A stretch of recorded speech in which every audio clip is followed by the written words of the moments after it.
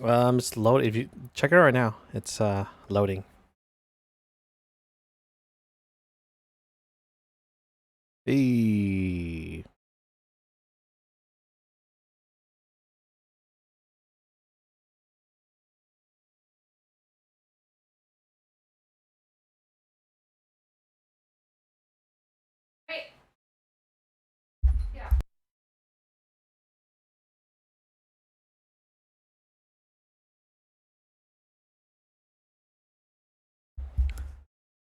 All right, man. We on.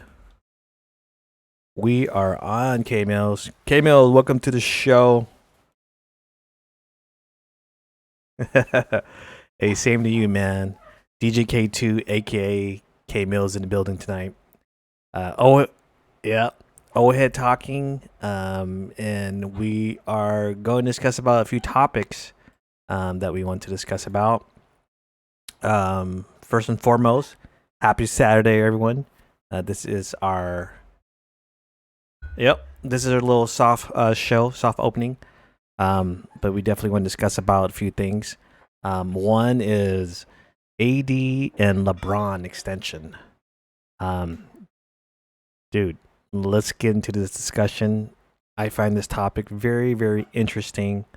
Especially with Bron. 2-year, 85 mil. I mean, did he deserve this contract?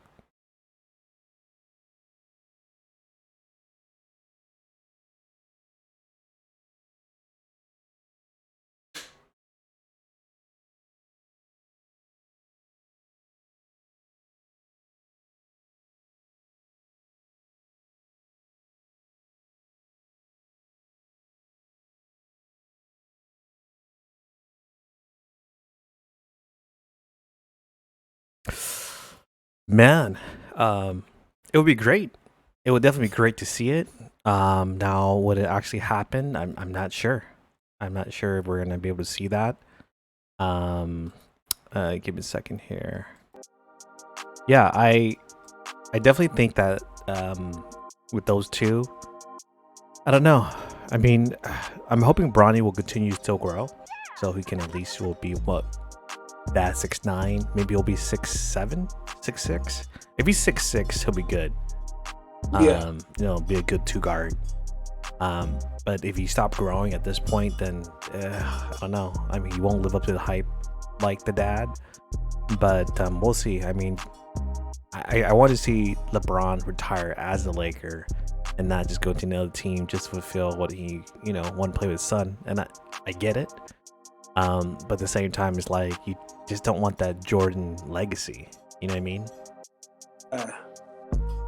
Yeah, I didn't like, honestly, I didn't like when Jordan went to the Wizards. I think how he ended it with the Bulls in '98 was the right way to go when he crossed over Russell and just, he hit that nice fadeaway, mid-range jumper right in his face. Like, that was the right way to go. Solidified that 6th championship and just chuck up the deuces, Yeah. I mean, dude, Jordan 6-0 finals. I mean, there's none more that you can say about that. I mean, it's just, as far as making an impact. No one else is gonna, fam. No one else is gonna do that. But you'll never see that again, fam. Yeah. No, I know we won't see that.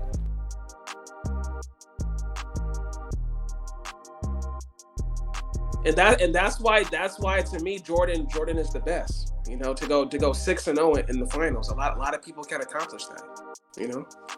Yeah, I mean, all right. So the contract is definitely worth it. 2-year, 85 mil. We'll give that to Bron. But I personally kind of like get the idea why AD held out until Bron got his. But I mean, if you think about it in the whole, 5-year was it 190 for AD? Yeah, 190. Yeah. So I mean, we get these guys for another three years with Bron, and then the 4th year for AD. 5th year is a player option. Mm-hmm. But yeah, I mean, with this signing, do I see a potential repeat? I do. I think what they establish here as a culture It's like, all right, there's a winning team here. These guys are here for the long haul, so it's not like how it was with Cleveland. Like Cleveland, the way Braun did it was pretty much he held Dan Gilbert hostage after every season. He did a 1+1. Yeah. And it's because he didn't trust the owner, and I get it, because here's, it's more like it's a relationship, and I see it. Like, let's be honest here. KCP before last year, he wasn't earning the money that we gave him. But we gave him. It was our proof of life. It was saying, look, here's good faith. We'll give KCP his money. In return, Braun will come, but to also give him like this back channel to talk to Rich Paul. About the contract. So look at the guys that they have now. So we locked up Braun, we locked up AD, and then now we're gonna we got Montrez for 2 years. Yep. So Montrez will get paid eventually, and then KCP got paid too. So that's like 4 clutch players on the team already that's being signed. Oh, my bad, I forgot to add Markieff Morris. That's the 5th clutch player. Excuse me. And out of those 5 player I mentioned, 4 of them are starters. Isn't it crazy? Yeah, you know what's dope though? The good thing about KCP's contract is on that 3rd year, it's a light hit against the Lakers cap, so the Lakers can actually sign another superstar after these next 2 years are over. And I can't wait to see who's out there, who's next up, to compete and be that 3rd leg as LeBron, is starting to shift off into the shadows, Yeah, that's crazy. What's up, Rhino? Welcome to the old head talking. Rhino in the building. Rhino's in the building. Let's go. Let me go ahead and get my little air horn out here for my Pero. Yeah. Let me see here. As you can see, I'm working with a lot of shit right now. Yeah. So AD and Braun signing, definitely a good deal. I like that. Rhino's in the building. Drop that triple air horn. Thank you, Rhino. All right. And I wanted to talk a little bit about Anthony Davis's contract. This was really about, thank you, sir. Securing the bag, because if he would have did a 3-year deal, he could have got 35% of the cap, on that 3rd year, which would have been a player option. So this was really about flexibility, though. Even though, he lost a few million, he had to make sure that he secured the bag, because we all know that he's injury prone, Yeah, that's the thing too. That's one of the things he said why he signed a longer deal, because he doesn't really know about his injuries. Thinking that from his fan standpoint, I'm like, man, hopefully we get some good years out of him. But I think moving forward, the Lakers, knowing that he's going to be here for like a long time, I think we're going to pretty much take it easy on him, especially with a short turnaround time. Only 2 months since the last game we played in the bubble. So, this time around, it's going to be more of the same thing, same testing, and everything else. And the fact that they're able to play in their home court, to me, it's a little bit better. It's like it's like playing NBA 2K and you're just like watching the practice mode. You know what I mean? That's what it comes out to. But yeah, so let's switch gears here and let's go to our next one. Let's see our next topic here. What do we got here? All right, Kyle Kuzma. Ooh, man, are you sure? Are you sure? Well, Kyle Kuzma, you think he's a real deal? You think he's staying? Think he's going? Are we gonna extend this deal or what?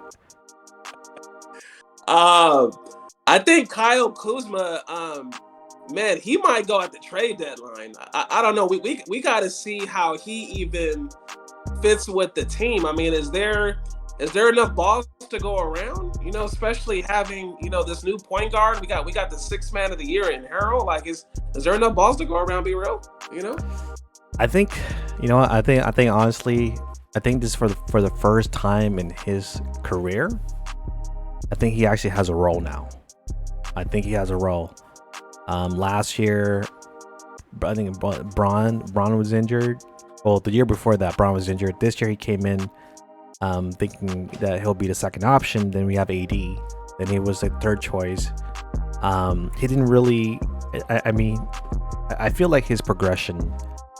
He progressed a little bit, but not in ways where I think like to be a superstar. You need to do that. So I think the Laker will probably play it out because either way they still have his bird rights. You know what I mean? Yeah. So, I mean, I don't think he's gonna get like the deal like Lonzo Ball would get. With the Pelicans, or the one that BI got this past summer or past fall, I guess. Yeah, I mean, in your opinion, is it worth it? Is Kuz worth holding on to at this point, knowing that we locked up Braun, we locked up AD, we got KCP, we got Montrez. I mean, at this point, is there any, I mean, it's early to say, but is there any incentive to re-sign him? No, and I'll tell you why. Don't forget about Dennis Schroeder too. Dennis Schroeder is going to be a big piece for us. I mean, he put up 18 a game with Oklahoma.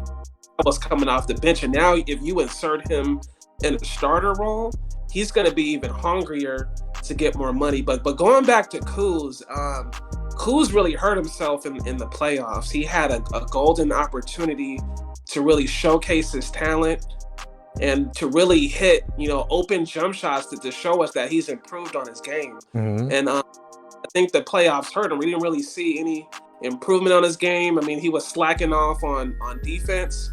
And honestly, if I'm looking at him, I might throw 2-year, $20 million at him. But I just don't see, a higher value than that unless he really shows himself this season. Yeah, I mean, look, I like Kuz when he came in.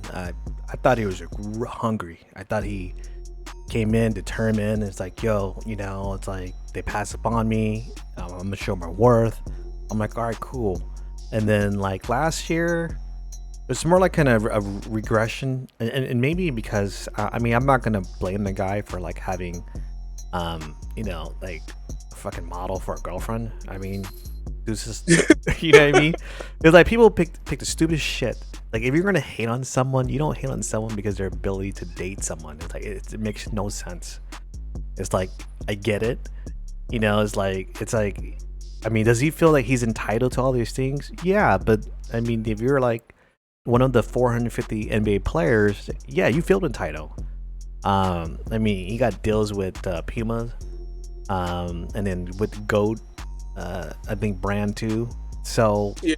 I mean, he has a lot of stuff going his way. But like I said, I mean, it's not about making all the noise off the court. It's on the court. When you can play well and become a household name. Hey, but he was playing better when he wasn't dating her, though. You see, so you're one of those. You're one of those people. Come on, man. You're one of those people. Like they find ways to like dislike this guy and say like, hey man, maybe if he left her, he wouldn't have any issue. Yeah. They should pick all of us up, man. Yeah, Rhino's cracking me up over here. Yeah, crazy. Right? Yeah, I mean, like I say, it's really interesting to see what they're gonna do with his contract. If you hear that in the background, that's my cat. God. Yeah. Out there, Yeah, man. The guy tend to go off on me. He deserve a little triple air horn. But yeah, Kuzma, I like him. But if we end up extending his contract, I think honestly it's probably because we're gonna go ahead and trade him. Exactly. Yeah. Exactly. So it's just try to get something. It's probably a sign and trade thing. But I mean, I think Kuz, if he develop his game and become a better defensive player, I think he's be good. I mean, he's learning how to cut.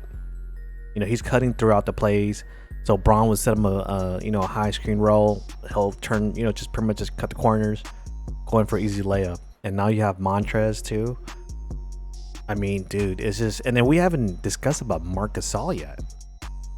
I mean, what are your thoughts on Marc Gasol before we jump to the next segment? I think Marc Gasol is really going to spread the floor for us. Mm-hmm. It's also going to give us some rebounds that we really need. I know Dwight Howard was a good piece at just grabbing boards and just being, an animal out there that we need. But Marc Gasol is going to give us the shooting and the rebounding. So I think he's going to give us a lot more than what Dwight Howard gave us for sure. Yeah. I like Marc Gasol. I think he's a solid pickup. I think he could spread the floor. He could shoot the threes. So it's gonna definitely open it up for AD in the post if he wants to post up. So yeah, definitely. But yeah, so we'll see how it goes with Kuz. As my cat continue to cry. Who Kuz reminds me of? Huh? He reminds me of Harrison Barnes for some reason. I know you feel that way too. He just why? Because they're light skinned brothers. I mean, come on. And they both have curly hair. Come on, man. Jesus. All right, next topic. NFL. NFL. I think the F is for failing. Okay, I think this whole pandemic thing, they fell so bad in keeping their players on the field. Now I was like, I don't even like, for me to even think about there's going to be a playoff. Like I don't think they're going to make it to see week 16. Before there's a total breakout. I mean, if you look at college football, it's almost the same way, and I feel like a lot of these teams are playing because there's incentive to play. In college, if your team make the Rose Bowl, exactly. There you go, Kittle Bits. Ryan drop his Kittle Bits out there. Ryan is a big Niners fan, so yeah, I know, man. My guy's suffering right now, but yeah, man. What are your thoughts on the NFL and how they've taken this thing with this COVID stuff? Man, I see Roger Goodell going through the motions. Man, it's all about the money. If I was him, I would be doing the same thing. If you're up there making $25 million a year as a commissioner, all you're focused on is making these owners happy and making sure that people have something to watch on Sunday, so that money keeps rolling in. They're doing a bad job on this COVID issue. Yeah, they really should have took notes from what the NBA was doing, so that we can make sure that we make it through week 16. There's been so many delays, so many players getting COVID because they're not taking it seriously. We still see clips of NFL players partying and going to events that they're not supposed to go to. Quarterbacks hanging out with each other when they know their quarterback, has COVID. You see all these different types of situations, especially on the Broncos. That was a mess. That was a complete mess. I couldn't believe that they even allowed that. I don't know. That was like grade school type stuff. You know what I mean? Yeah, for sure. Ryan just put fuck Rodgers. Santiago, welcome to the show, Santiago. Talking sports tonight. Yes, man. Dude, it's just like everything that to this point, and I'm not going to get into the whole political side of it. I honestly think that the NFL play just like, look, we have to attend to our sponsors. So all the big companies, I mean, there's gambling involved, with the gambling. So if they don't play, they can't gamble. They can't gamble, then, the NFL is not getting their cut to whatever the cut is. But yeah, I mean, this is something that I saw from day one. I'm like, dude, they're going to let the pretty much like, the nut running the asylum. I mean, that's what it is. It's like you pretty much is like, you can go home and do whatever, come back, get your testing done, and you get your testing done. Guess what? Oh, you have COVID now, and then you have to sit in. So now you can't play. If you have a quarterback, if your quarterback is part of the team, and the third string guy has it, well, out of protocol, second and first string quarterback can't play. and vice versa. It was first string quarterback, then the whole third. So I think one of the teams got it where they were paying someone.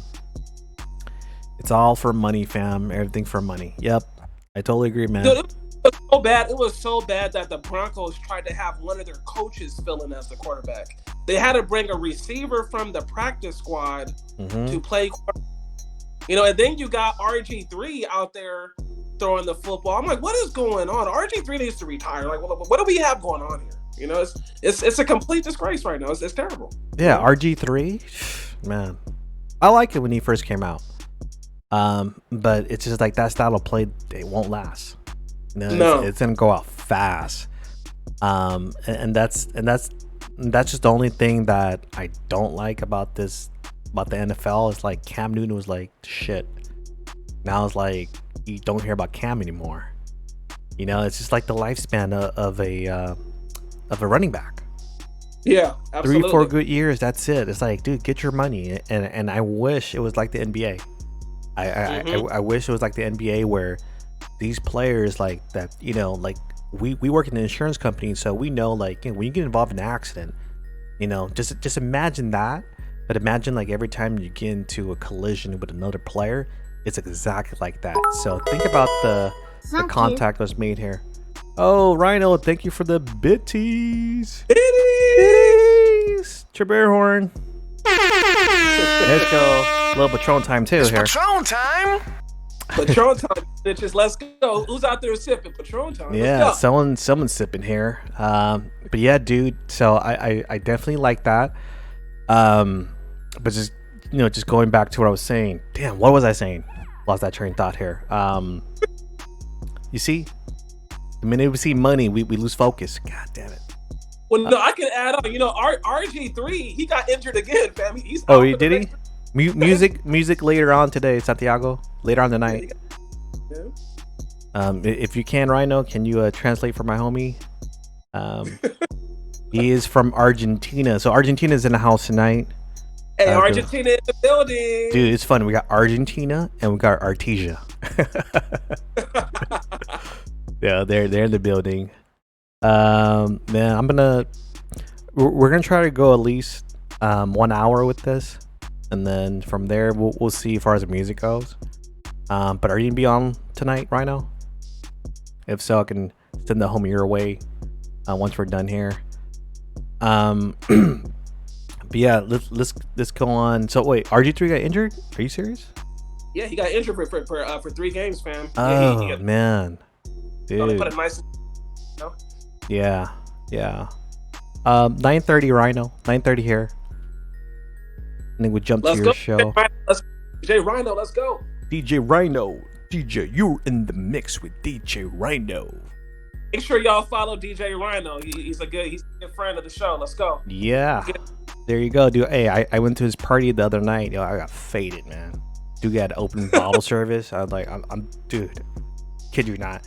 There's this cowboy in the corner that keeps staring at me. I didn't know who it was, man. He keeps staring at me, and I figured it was Ping. It was Ping in a cowboy hat in the dark, just dude. It was crazy. It was a good time.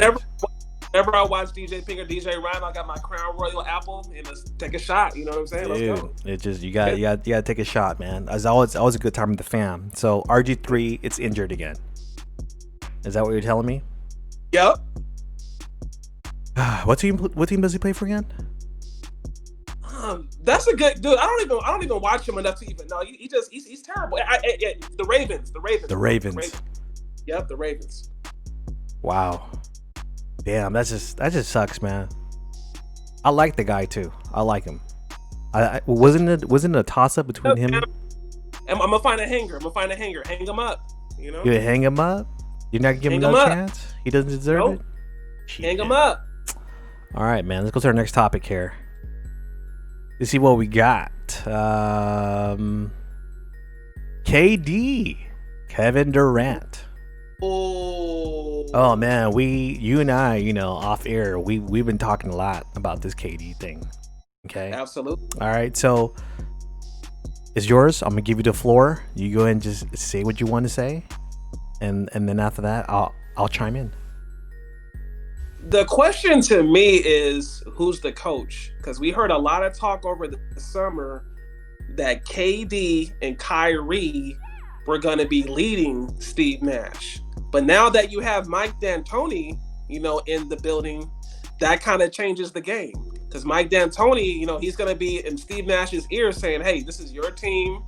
I'm here to help you. We're going to run the squad. We're not going to let our two, perennial all-stars run this team. They need to play, their game coming off these, injuries that they've had to prove to the world that they're ready to be title contenders.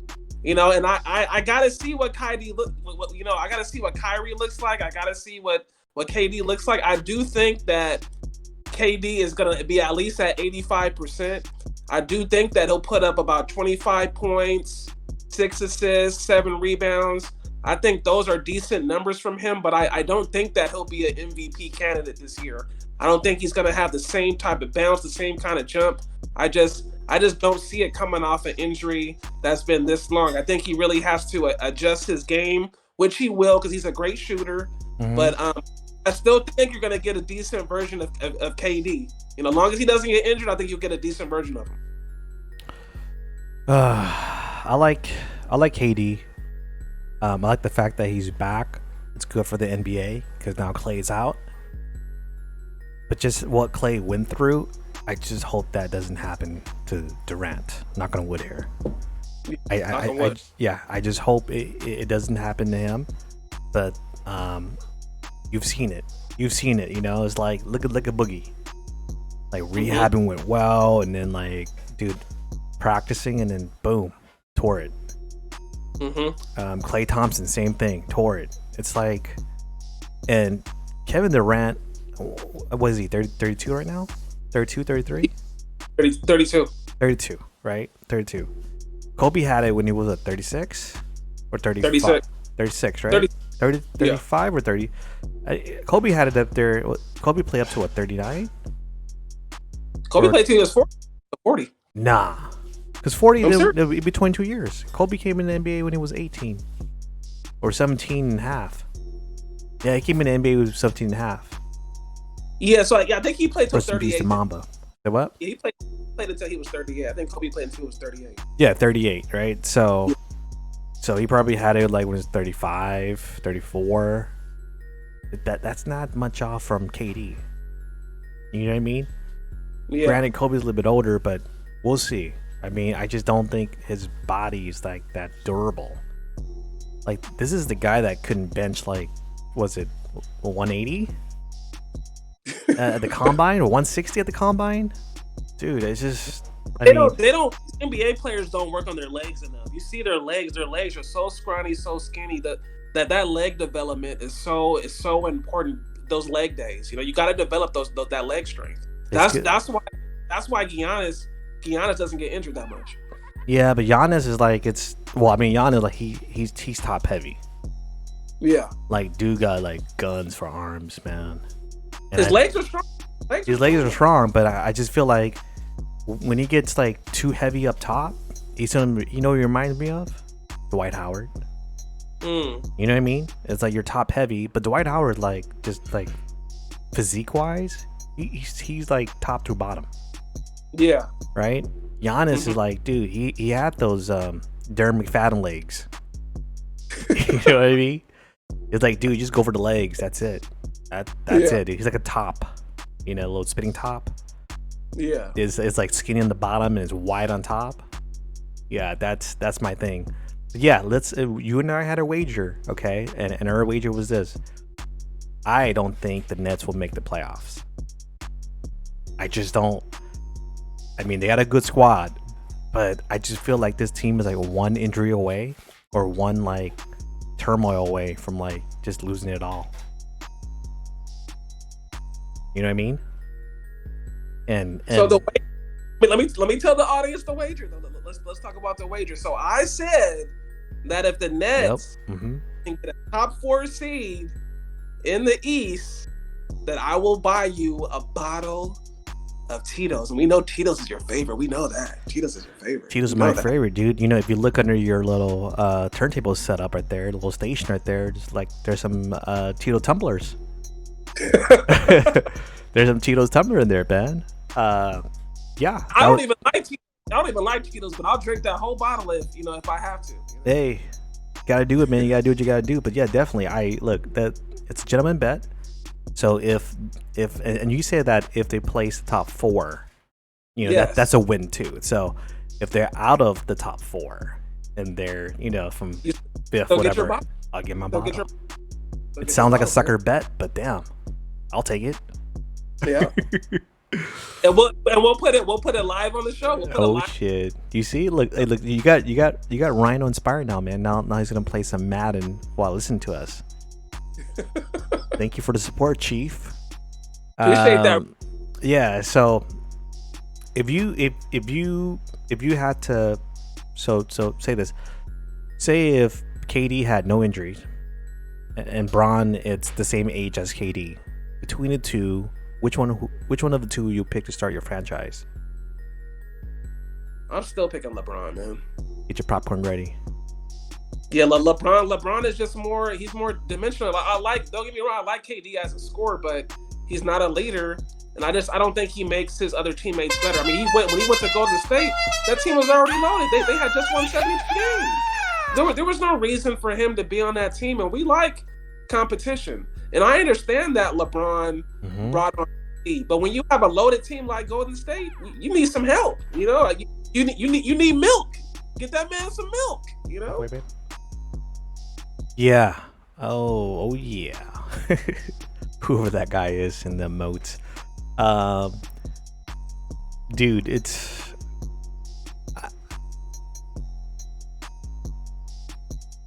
I would still go with LeBron. I would go with LeBron even at this age versus a KD with no injuries. I mean, not because he's with the Lakers. It's just that the fact that I like him. Thank you. But yeah, dude, I definitely he's one of my favorite, and yeah, man, I'm a believer, man. It's just the things that he could do. I mean, maybe it's because we haven't had this kind of like skill set in so long that we see it. Like you have to recognize it. You have to parade him while he's still here. He's the closest thing to Magic Johnson that we've ever seen, but he's just a way more freakish athlete. I mean, am I wrong? No, you're right, dude, and that's why like the comparison should always be with Magic, not with Jordan. I mean, Absolutely not. Yeah, when it comes to winning rings, yeah, you can put him up there with Jordan. I mean, the only one that's in a conversation with Jordan is Kobe because they play the same position, right? Prior to LeBron, like the only small forward that I thought was worthy was was Bird. Yep. Larry Bird could ball, dude. Like before he injured his back, that guy could ball. And I don't think people are just giving him that much recognition because he's a white guy. But still, even white, I mean, I don't think race play a part in how well someone play. I think it's just what we're being told. It's the optics, right? If someone's white, we don't see him being a dunker. But dude, Tyler Hero got swag. Right? He definitely got swag. Give me a second here where I get this little pre-workout going here. Since that whole Miami team has swag, man. What were they, like a fifth seed, fam? They're like a fifth seed. Yeah, dude. They were the Cinderella team. They were the Cinderella team, but not really the Cinderella team. I mean, if you got Jimmy Buckets as your main guy, and everyone's following suit, and then you got AD, AI, Andre Iguodala, you got a good squad. And they got what is his name? What's that dude that tore his plantar fasciitis? Oh, you're talking about Dragic? Yeah, Goran Dragic. And then they got Bam too, Bam Adebayo. So it's a good squad, dude. And I'm hoping that we get to play him again in the finals. Okay, let's just skip past the season and get straight into the actual championship game. And Miami is one piece away from being a constant 1 or 2 seed every year. All they need is one more superstar on that team, and that team is a problem. who do you give him to being like the problem? Like who do you think out of out of all the teams out there? I mean, I'm gonna okay. So here's my 3 contender, and it probably go against everything I said about the Nets not making a playoff. But I see the only team that I feel like that can take Miami out is probably the 76ers. 76ers, Bucks, and the Nets. Yeah. Like Boston, I don't know, dude. Like they're missing pieces. The Spurs, really, Rhino said the Spurs. Jeez, I forgot. My dude's a Spurs fan, man. He's a Spurs fan. I'm gonna ignore that. Yeah. The Spurs aren't even part of that topic, man. Greg Popovich is fired, man. Not trying to hear that. Yo, man, like I wish I got that little Phil cry, you know? Dude, I'm gonna tell you right now, Miami better make a strong push, for Giannis. If they somehow get Giannis, it's a whole wrap, at least for that East Coast. Like no one is knocking them out. I can see them winning 60 games all the time if they can get Giannis, for sure. Yeah, if they can get Giannis, it's gonna be a good squad, dude. It's gonna be a good squad. But like they're gonna have to beat LeBron. And I don't care how old LeBron get. It's even when he age, it's his. Or think about it, right? Think about the championship last year. The players that was with us, they're either up there in age or they want a ring already. And a lot of these guys are smart for their position. Rondo, dare I say, JaVale McGee. Ooh. JaVale McGee. I mean, look, he's shacking the fool for a while. All right, Rhino, handle, brother. And when I saw him with the Lakers, I'm like, all right, dude. The Lakers. It was weird. Like we had defense, but no shooting. We were hoping that we'll get that from Danny Green, but we didn't. But somehow we still won the championship, and I feel like this year roster is an upgrade. Yeah. Now, I don't think the Nets signed anyone this offseason. They just re-signed their players, but they didn't sign any key stars players now. So, like you said, the Nets got DeAndre Jordan.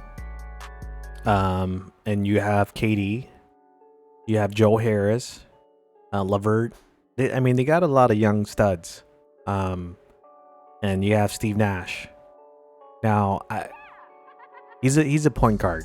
So I just don't know how it's going to pan out for a point guard coach. When you're trying to because you're either go more Kyrie or more KD. It's like it's not enough ball to go around. Like who's gonna defer? Because Kyrie's a point guard, right? But you have it's all about the system that you have in place, though. If you have a good system, like you look at the Warriors, it's about the system that you develop, and point guards always have a good idea of developing the system. Like you look at Steve Kerr, for example.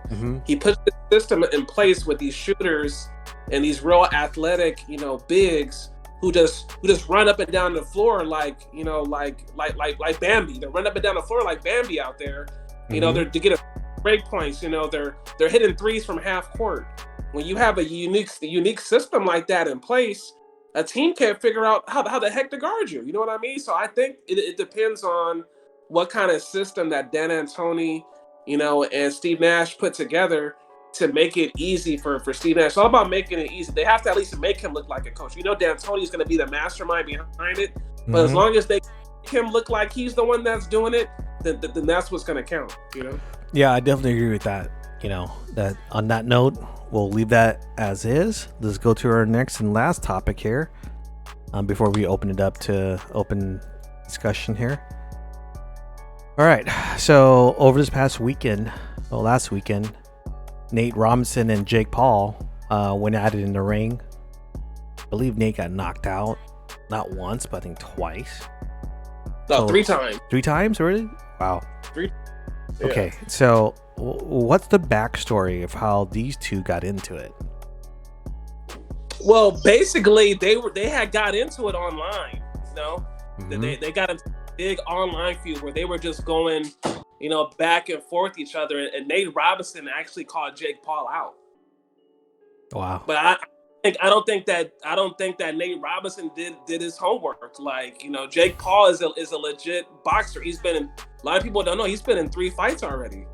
And he's knocked out some people. He's knocked out 2 people already. And then Nate Robinson is unfortunately the 3rd victim. This is a case of like keeping it real go wrong. You know what I mean? They let that Chappelle skit. It's like you want to keep it real.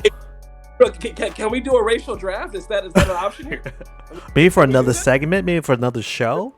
Maybe we can do that. But man, like you do the tails of the tape, like the reach. Like it's like Nate does not have the arm length to try to punch him. No. It's like Jake can counter, with like an uppercut or cross hook. And this is the thing that like, after it's all said and done, you're like, dude, like, okay, so you went and you try to box someone because someone called you out. Now, let me ask you this. If someone called you out and they say, yo, K-Mills, I want to get in the ring with you, man. Let's go. Wear gloves and whatever. I mean, would you do it? Just off that, just because they challenge you? Would you do it? Not off the rip. I mean, I gotta know what I'm dealing with. I'm gonna do some research. I mean, can you not Google or YouTube, type this person's name, do some research, because when it comes to boxing, you have to be technical. We've seen the Manny Pacquiao's, we've seen the Floyd Mayweathers, guys that are 5'5", 5'4", and even those guys can fight.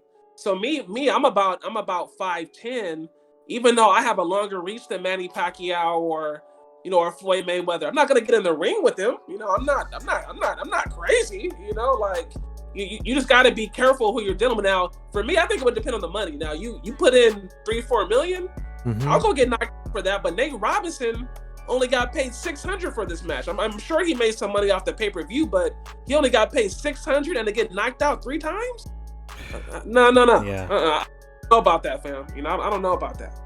I mean, he got laid out not once, not twice, but 3 times, and for $600. So each knockout, he got $200.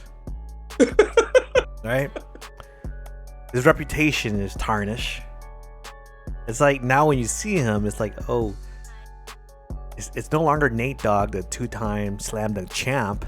It's Nate Dogg that dude got knocked out. You know what I mean? It's like, first of all, you have no business being in the ring. But I mean, I guess sometimes you need to get your bell rung so you know what's up. But damn, it's so embarrassing. Like, if someone challenged me, I was like, hell no. Because I'm not a fighter. I am not a fighter, okay? If someone called me out and if, we go to blows, and I'm like, look, man, it's like, I don't want to get into a fight with someone because, one, I don't know how to fight, okay? Now, when I say that, I want people to understand, like, when I say I don't know how to fight, it's like I don't know how to fight when it comes to, like, stance, position, arm, counter, things like that. It's almost like boxing. You have to know these type of stuff, right? Since we're not, I mean, we learn how to defend ourselves. We protect vital organs from being hit or whatever.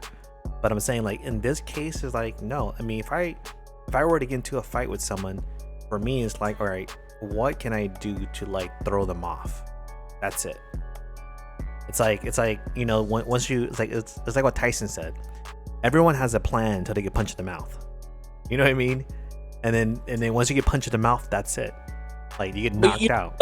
You know what people don't understand? When you're in because I used to do kickboxing back in the day, but what people don't understand is that when you're in a boxing ring, your hand is wrapped up, and then they put the glove on. So when you imagine getting hit by somebody that has their fan physically wrapped at least about 12 to 15 times, with this thick tape, and then they have this, 4 or 5 pound glove That's about to get you about to get punched with. I mean, Yeah, that's tough to deal with. That's not an easy task, you know. man, it's like it reminded me of this episode.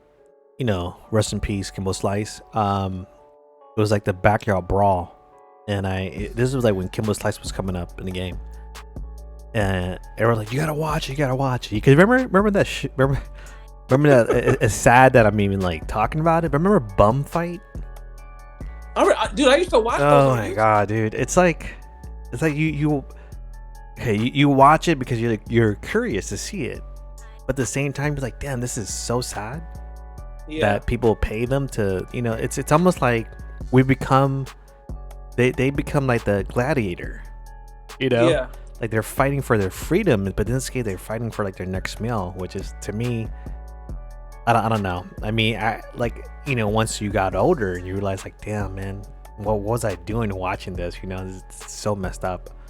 I completely agree. Yeah, you know, but yeah, going back to Kimbo Slice, yeah, I mean, this dude was like a brawler, you know, and then he took that to the next route, and I think what he did, K1 fighting, or it's K1, right? K1, and I think Bob Sapp was in there too. Bob Sapp was like another big NFL player turned fighter, and yeah, you can see, dude, like it's street fight versus like the fight in those ring with those, you know, those guy with their moves, totally different.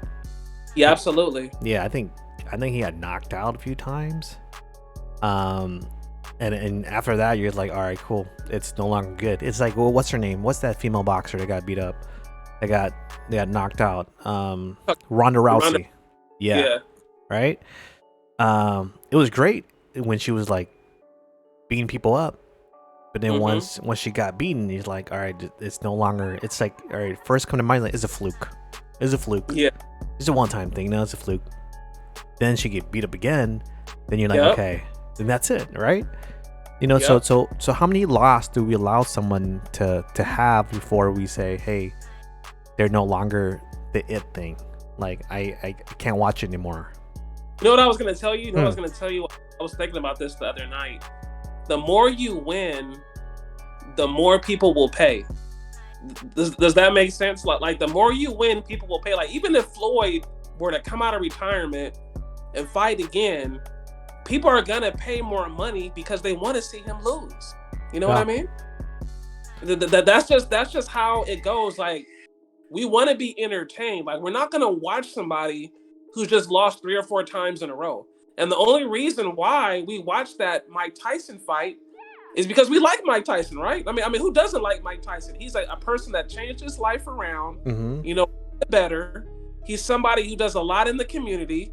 You know, he's someone that completely turned his life around. So we have an appreciation for a guy like that. Now, if he was somebody completely different, we wouldn't watch him at all. You know what I mean? Yeah, totally agree. You know, and that's the thing too. It's like, even that Mike Tyson fight versus what was his name? Roy Jones. Roy Jones. Yeah. Even that fight, you're like, man, do I even want to watch it?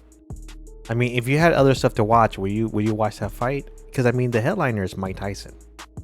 Like, that's why I would watch, because it's Mike Tyson. You know, it's just like you're looking at a lot of things. You're looking at to see, can he still fight at his age? Is he, you know, has he slowed down? Right? It's like, I don't expect, and I don't want to see Mayweather at Tyson's age to fight again. No. You know what I mean? And it's not that we don't want to see him. We just want to remember him the way that we remembered them. Absolutely. Like I want to remember when you're at your top. You know? A good segue to that is like when Kobe Bryant played his last game, when he scored 60 points. And to me, I'm like, and I didn't care if they didn't make the playoff that year. But for me, seeing that, like, that season was worth it for me. It was worth watching every game. Like, I didn't care if they lose. It's just being a fan, you know, and you get to, I mean, look, when Kobe started his high school, when he started his professional career, we all followed him. He was like a brother, and we saw him going through his maturation phase as we were going through our own phase too in life. And it seemed like each step or each new stuff that he went into, we became a part of it. And Yeah. that's why like losing Kobe was so hard, because it's how we lost him. It's like Roberto Clemente, same thing. A philanthropist, good, giving back to the community, and then he passed away in the plane crash too. Yeah. So this one, it just hits home. And dude, I remember that day, man. And till this day, it's one of those things where like I don't think I'll ever accept it, that he's gone. But at the same time, it's like it's just one of those things where 2020 has been, for the most part, crazy ass year. But the thing hmm. that Kobe gives us is that Mamba mentality. With all this COVID stuff that's going on in the world, now is the time to really work and try to get better at everything that you're doing in life, and try Mhm. to work becoming a better husband, a better father, a better boyfriend, a better girlfriend. Like, now is the time to become better just in life overall. Like, when you have these struggles, these obstacles that you're faced against, have a Mamba mentality at everything you do. Like, so when this COVID is over, you can be the best version of yourself. Yeah, and it's surprisingly like you see a lot of people on here on Twitch. Like Rhino and Louie have their shows on Sundays, and then Rhino have his Odie shows too. So I mean, you and DJs that I know that are like like world famous DJs are on this platform too. So it's, in a sense, it's like it's like another community, like another world. Like, best way I can describe it, when I was talking to one of our friends, Jonathan, he's like, how is it on Twitch? I'm like, dude, like, I built this custom overlays. It's like a journey. And someone Yeah. watch you. It's like they're watching you. It's like they're watching the show, but they're watching. It's like a little journey. So sometimes people go all out with like the effects and everything else, and I think that's what it is. It's about the experience. It's just it makes you better in all ways. Because I mean, I wouldn't say I didn't 2020 is a waste, as a wash. No, dude, 2020, just like in history, it's the enlightenment period. Like, I've never seen people more proactive in like voting, understanding like the laws, protesting. It's like a lot of stuff that we see here with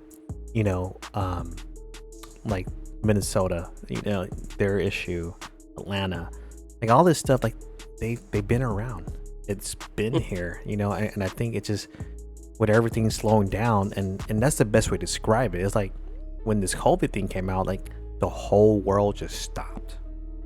Right? You could be a busy person, and then eventually, if you didn't stop, the world will stop you.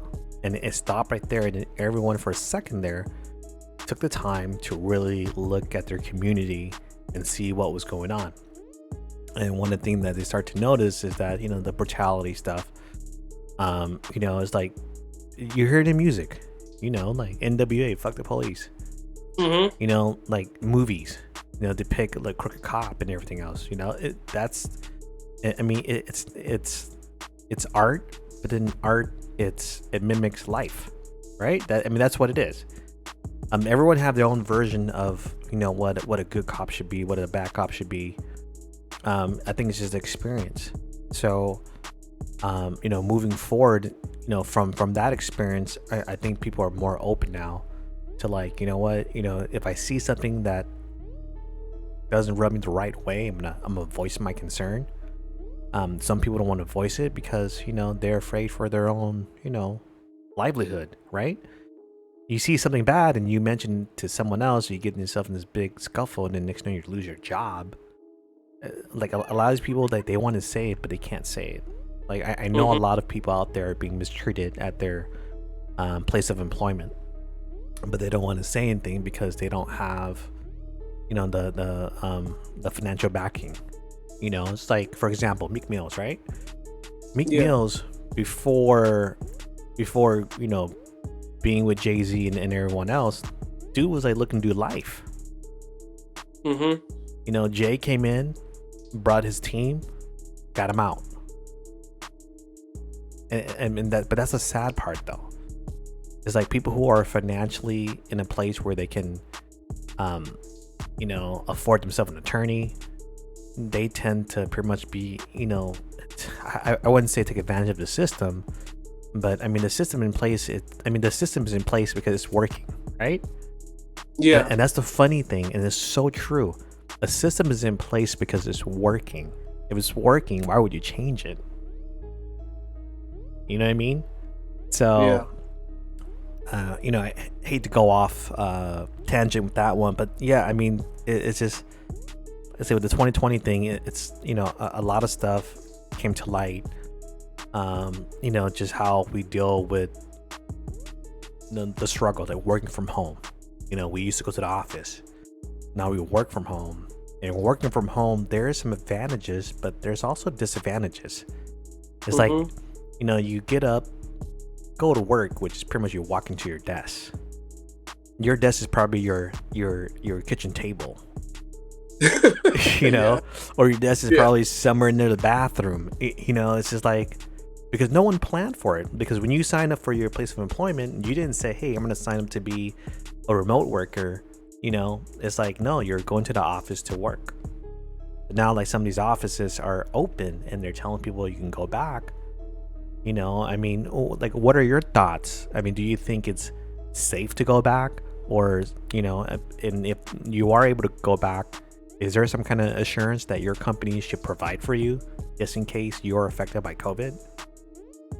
No, it's not. It's not safe to go back, especially the type of environment that we're in when we're all sitting on top of each other. You got about 85 people that are in the office, and then you got about 6 other people that are on the same floor that use the restrooms, and that they go to to different lunch areas. It's kind of a toxic environment that you have to have certain protocols or even waivers in place to where the company could be held accountable if someone were to get COVID. I mean, you have to have all these things in place to protect people, and really it's about your employee safety when it comes to these big corporations. How do I keep my employees safe? Because if you don't have any employees, you're not going to get any work done, and that's what these stakeholders care about. They care about where's my money going to. We need the insurance workers, these worker bees, we need them at their best so that we can, get the money, that we want to make off this company, Definitely, man. Well, we're about to wrap it up. It's 57 right now, 58. We got a few more minutes to discuss. We're gonna take it up to 9:30 tonight. This is our little soft opening.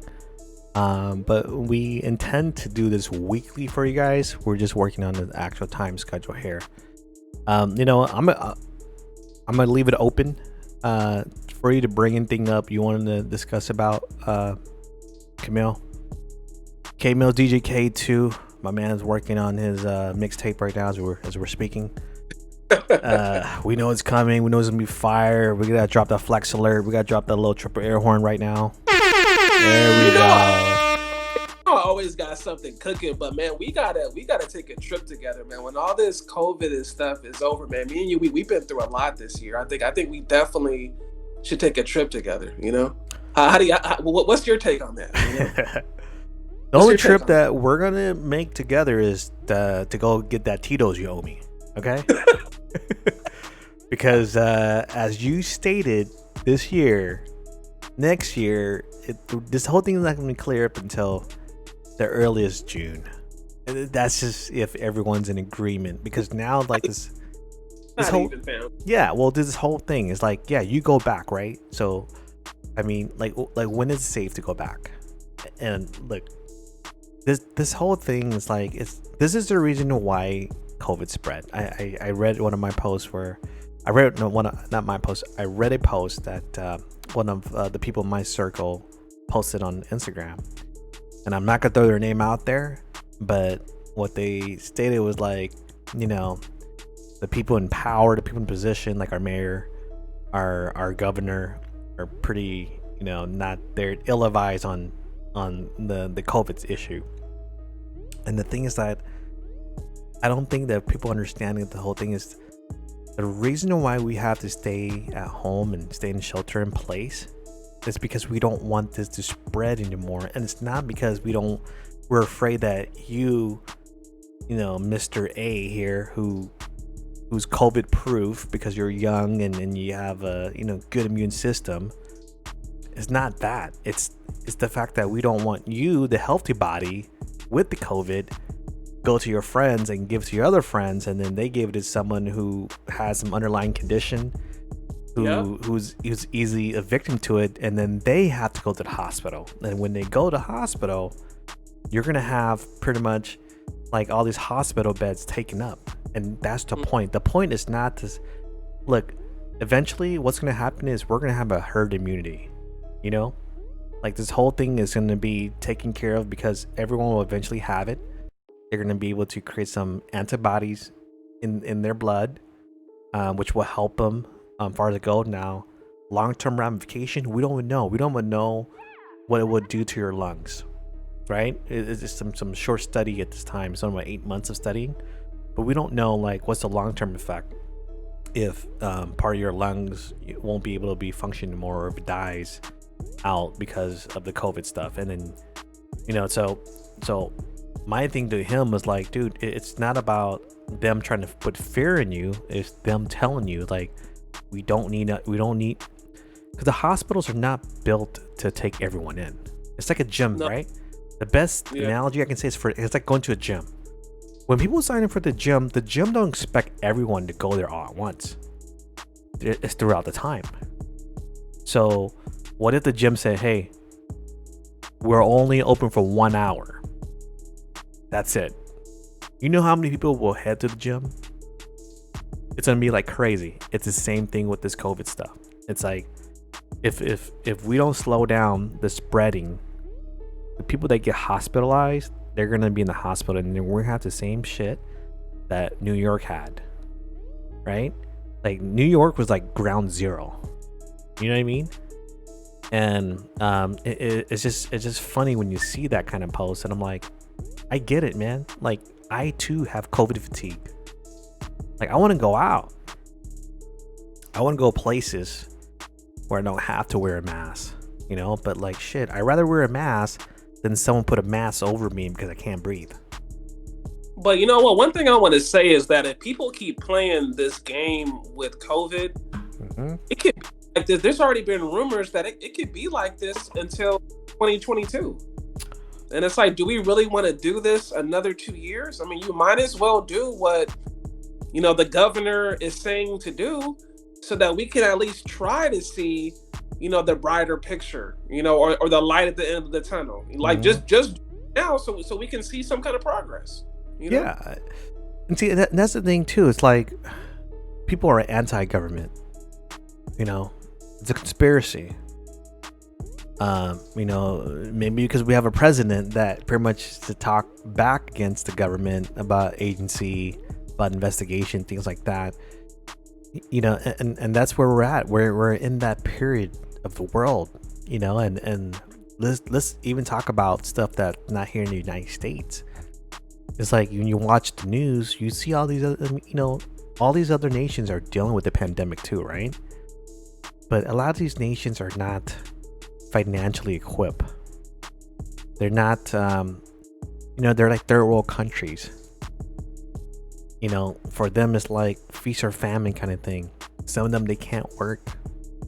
They don't get the benefits that we get, but at the same time, I ask myself this, is that you pay your taxes every year. You contribute when you work and things like that. Since this entire pandemic, since what, March? Almost at the end of the year, the only thing that you got was $1,200. And be real, what? 35% of our check goes to Uncle Sam. Every it's just it doesn't make any sense. Like I pay more towards taxes, like a month than that I gotten from that. It's like it makes no sense. And that's the thing that's just like, to me, is so mind-boggling. It's like we protest about everything. Like if you guys really want to be heard, protest to Congress. Mm-hmm. You know, it's like, you know, and here's the crazy thing. So people can't pay. People don't have jobs, so they can't pay their rent. They can't pay their credit cards. They can't pay their car notes. They can't pay for a student loan that they pay for to go to school to get the education. It's like you go to school to get the education, but you're paying yourself back. You're paying back for it, but then you hope that job is there. Right. And now jobs are not there. So jobs that are here now, they're gone. They're not going to come back. And malls was like the true example. Like, you know, the malls during the time before Amazon, it was perfect. People went there to buy stuff. But now it's like you do all your shopping on Amazon and all these social sites. So we're in a different time. You know, like it's no longer like going to the stores and wait in line. You just order online and you're good.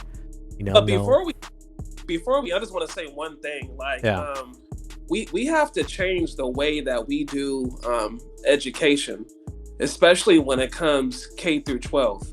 I think kids have to learn a lot sooner how to manage, you know, a bank account. They have to know about accounting. They have to know about QuickBooks. They need to know that they could buy real estate at a young age. You know, you have to know how to do investments. You know, if this has been taught in middle school, it'll have a large impact on these kids' lives. And I'm a firm believer, after going to college and experiencing, even having a master's degree, you know, if I go back, I probably wouldn't have gotten none of those degrees. I would have just learned everything on my own, because I have friends who are millionaires who didn't even go to college. Really about finding a skill and utilizing that skill to make sure that you make money. So you really don't need college. You need these skill sets, but you need them at an earlier age. Yeah. You know? And you know what's crazy about that too? I remember, I want to say maybe in the 5th grade or 6th grade. I want to say maybe 7th grade. I was introduced to Apple computer, the Macintosh, right? And my cousin had a brother's computer. It was brother's. It was straight orange text color and everything. But I'm like, the idea that was a computer, I'm like, oh, this is dope, right? So you know, we learned through that, and then we learned AOL. You know, American Online came on, and then so people were able to get on the internet, and you're like, wow, this is the internet. This is nice, right? Yeah. So, through that exposure and us learning how to use a keyboard, and it's funny because here's one thing that I will give the public school. They'll teach you, you know, if you're given that opportunity, like how to use a keyboard, so you start typing, right? But you know, with typing, it takes away the ability to write. People don't write. You know, if you don't know how to write, then it's like you don't know how to spell, because everything is all spell check now. So even like the best paper you look at is like, it's grammatically correct, but some of the words are not the actual words for it. Yeah. You know, because it's like the spelling is correct, but like it just doesn't fit in the actual note itself. And you're right. How do we, you know, the thing is that with grade school to K-12, they are teaching this, but not in public schools. They don't teach about financing in public school. They don't teach this. In other schools, you know, private school, like they learn about this.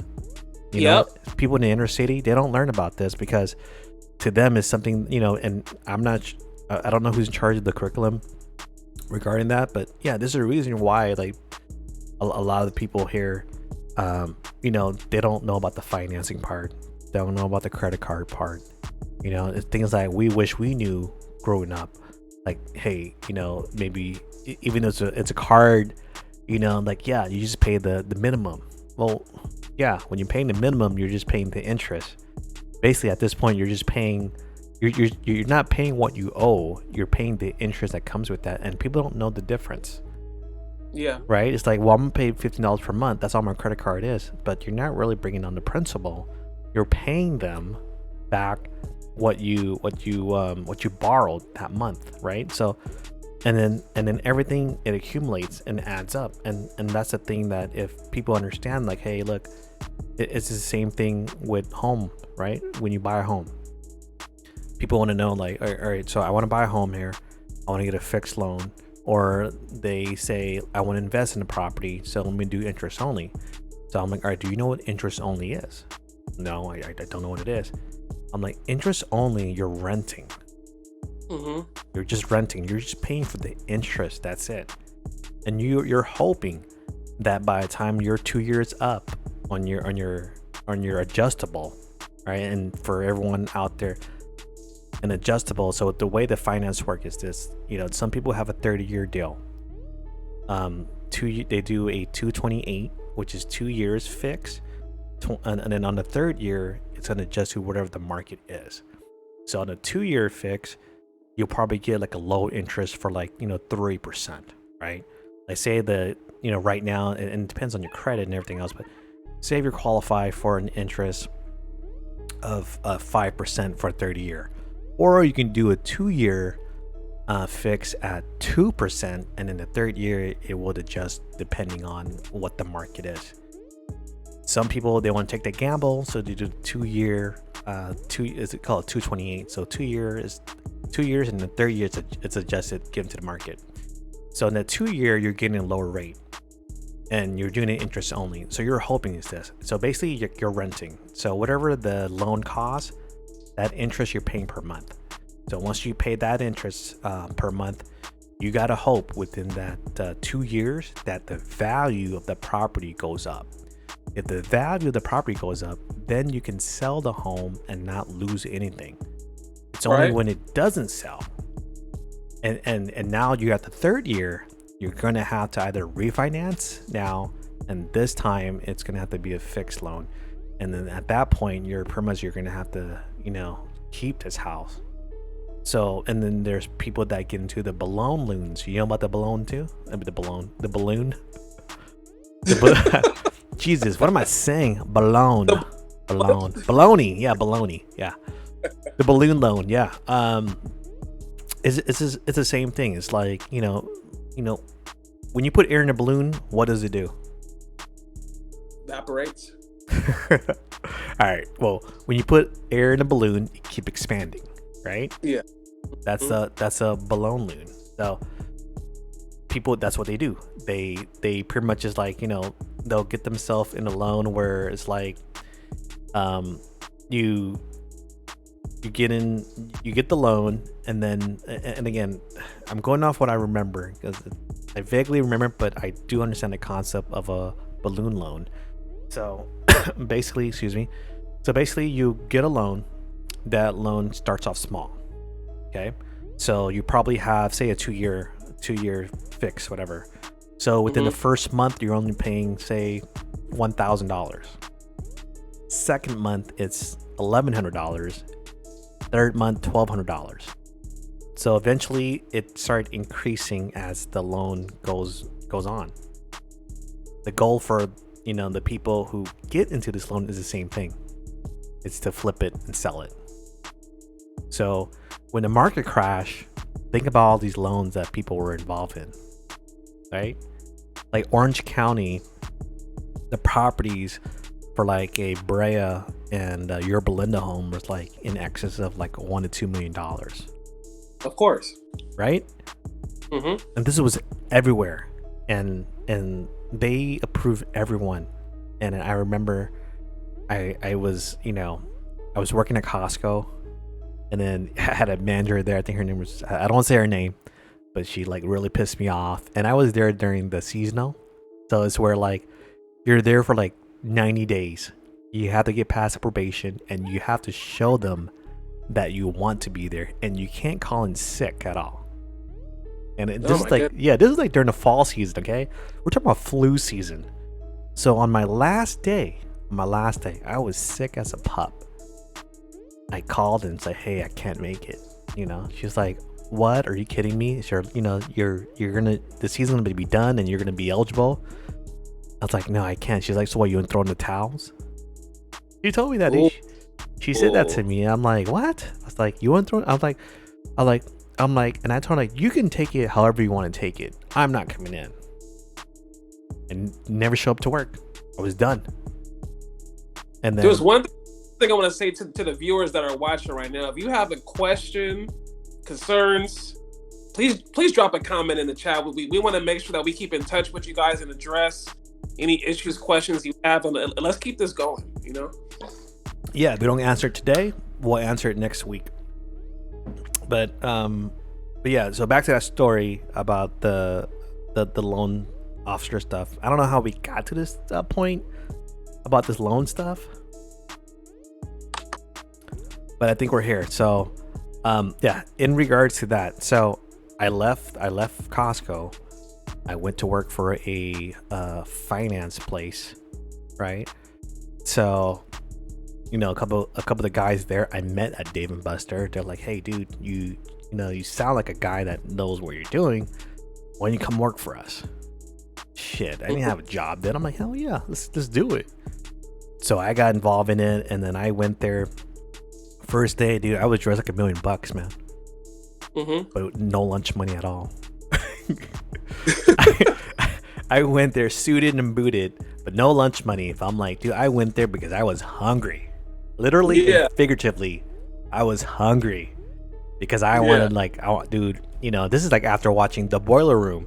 You know what I mean? I was like, yo, if Vin Diesel can do this, I can do this. And I was like, and I went with that mindset. So I got in there and I looked around, dude. There were like guys like my age, maybe some a little bit older. But these are like guys that you don't see in the office. You know, they look a little bit odd, right? Well, later on, I found them like, dude, these guys were like ex-cons. It was just, I was working with ex-cons. I didn't even know. And I should have known because I saw the spill. The spill, it was from AmeriQuest. You remember AmeriQuest? Yeah, Yeah, they had that building next to the Block and Orange. That little tall building there. So I saw a spill of theirs and it was crossed out. The name was crossed out. And I was reading it and it's like they put in like parentheses, Rabbi Tone's voice here. I was looking in your area and properties in yours are going up. Now's a good time to take advantage of it. You know, would you be interested in refinancing your home? It was just like that. Damn. Yeah, and it's like it's just they give you a paper. It's like a lead, so you're reading the paper, and like they have like names and numbers and addresses, right? So you call, and then when you call them, you're talking to them. Mind you, they don't know who you are. So you could be whomever. You could be like Joe Blow. Call him up. Yeah, give him a good name. Hey, this is Brandon Davis. How you doing today, sir? Hey, looking in your area. Definitely your property's going up. I think it's a good time for you to capitalize on it. You know, if you don't do it now, market could change and you might lose on that. Oh yeah, it's a good time. I want to do it. But these are people like with bad credit. And it's bad credit because financially they're in a situation that they won't be able to be given the opportunity to refinance. So we call these not people, we call these type of situation. They're subprime paper, meaning like they're not your top tier. So like in the NBA, you have the NBA and you have the G League. So this is the G League here for the paper that we're dealing with, right? So so people want to take money out because they want to take advantage of this market. So they all want to do a cash out on their property. So, you know, if you take money out, in theory, the amount that you're gonna have to pay back is gonna be more, right? You won't take money out and still pay the same amount. Some people were able to do that because they were adding more years on the back end, right? So you had people that didn't have the resource, didn't have the money, didn't have a job, but they own a home because, you know, mom and dad put them on the home loan and mom and dad passed away. Now it's their home. Now they want to cash out. Yep. So people want to cash out like $30,000 to $40,000. and you say, okay, I'll do it for you, right? So you do it for them. But in the back of your mind, you're asking yourself, well, how are you going to pay for this? You don't have a job. So all the money you're taking out, you got to hope that now you're using that money to pay it. You get it? Yeah. And it was, to me, I'm like, it didn't really make any sense, but all these banks were approving all these people. You know what I mean? And then when the market crashed, like, yeah, that's why it crashed. Because people were appraising homes that weren't worth the value that they gave them. You know, so say you sold your house and I live in your neighborhood and you sold it for like $1 million and my house is worth $225,000, right? $250,000. Well, the fact that you sold your house and my house and your house a little bit similar, then my value is up to close to your house. And they were doing that. So they were putting like money into a value that's not even there, and then people were just paying for it, and then people cash out. And then banks were finding themselves in trouble. So banks were giving you money for a value that your house, didn't have this value. But on the other side, think about it though. People were losing their homes. So bank were inheriting the homes. Well, bank, they're in the business to make money, not lose money. So from there, the whole market crash, and then so, that was history. But yeah, that's a little bit the side story about one of the many jobs that I've done in my lifetime. As you can see, folks, we don't just talk about sports, we talk about other stuff too. Got this. We talk about life, we talk about financing. I know we're 6 minutes over our show here. K-Mills has been great. You want to add anything else before we let the viewers go? No, I just appreciate everybody tuning in. We appreciate the love and support, and let's keep this train rolling. That's right. Let's keep it rolling. Just make sure you are following, and then hit the alert button when we get on. If you see anywhere on the headline, Old Head Talking, that'll be our show. All right. Thanks. Peace. Stay later.